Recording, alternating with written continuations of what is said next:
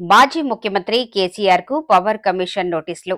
తెలంగాణలో విద్యుత్ కొనుగోలు అంశం పెన్నుతుమారాన్ని రేపుతోంది. కాంగ్రెస్ ప్రభుత్వం వచ్చాక విద్యుత్ కొనుగోళ్ల వ్యవహారంపై విచారణకు ఆదేశించింది. ఇందుకోసం జస్టిస్ నరసింహారెడ్డి కమిషన్ కు ఏర్పాటు చేశారు. ఇతర రాష్ట్రాల్లో కొనుగోలు చేసిన విద్యుత్ కాంట్రాక్టుల లోటును తీర్చాలని ఆదేశించారు. ఈ మేరకు బీఆర్ఎస్ అధినేత మాజీ సీఎం కేసీఆర్ కు నోటీసు జారీ చేసింది.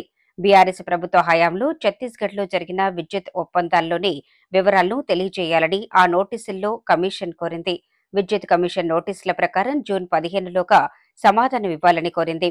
అయితే సమాధానం ఇచ్చేందుకు జూలై 30 వరకు సమయం కావాలని కేసీఆర్ కోరారు. 3 అంశాలపై విచారణ కొనసాగుతోంది. విద్యుత్ commission chief justice L Narasimha Reddy తెలిపారు. ఛత్తీస్గఢ్, భద్రాద్రి, యాదాద్రి థర్మల్ ప్లాంటుపై విచారణ కొనసాగుతుందని చెప్పారు. టెండర్ల ప్రక్రియ లేకుండా ఒప్పందాలు జరిగాయన్నారు. 25 మంది నోటీసులు ఇచ్చామని తెలిపారు. మాజీ సీఎం కేసీఆర్ మాత్రం ఇంకా సమాధానం ఇవ్వలేదని, టైం అడిగారని నరసింహారెడ్డి వివరించారు.